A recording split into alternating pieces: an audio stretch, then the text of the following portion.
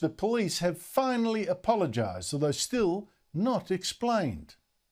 It has apologised to a journalist, a right-wing journalist, Yemini, for 3 times now wrongly arresting him as he was trying to cover protests in Melbourne.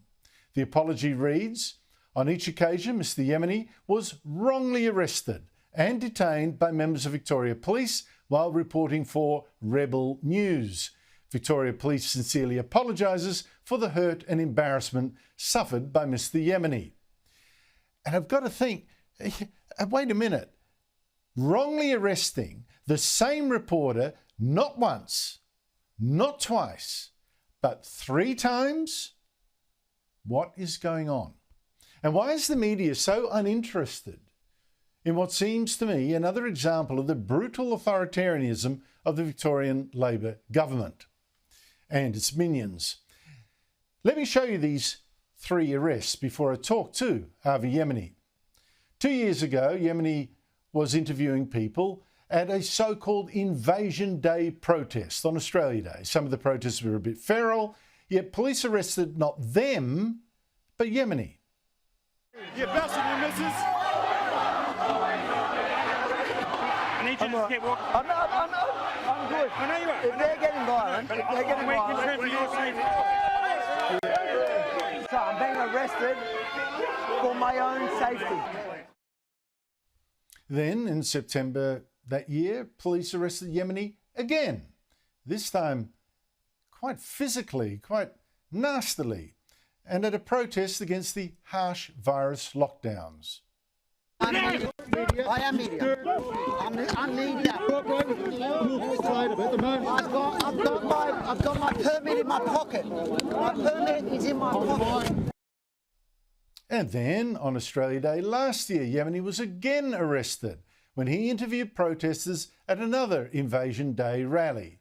Police marched right up to him as he peacefully interviewed people, and without explaining why, what right they had, threw him into a police van.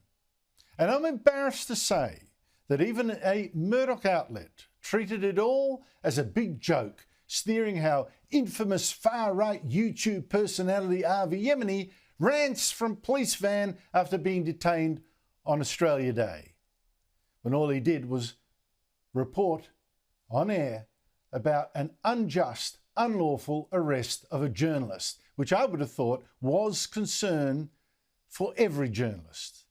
But each of those arrests, you know, they were unlawful. A serious attack on free speech and a free press.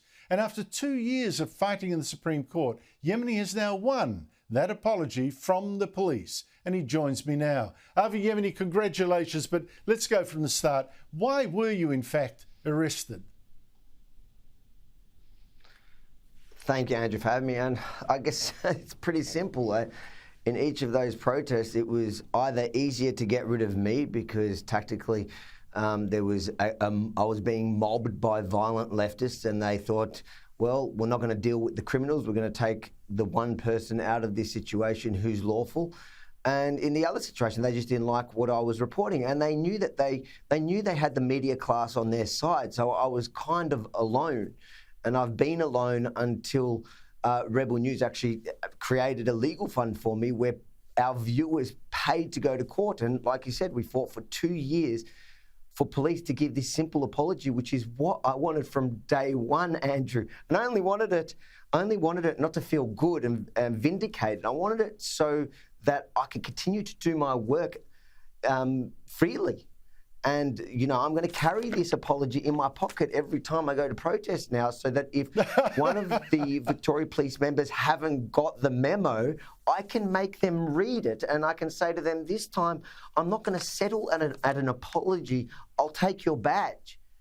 Because it is an attack on free speech, and you're right. Yeah, the entire media class is suddenly quiet. No, but Avi, I like your faith that you're going to show them this apology, and that's going to do. Mate, I've seen the footage. You were saying, listen, here's my press pass, or, you know, by what right you're asking, and you're saying, look, the law's not on your side. They didn't care.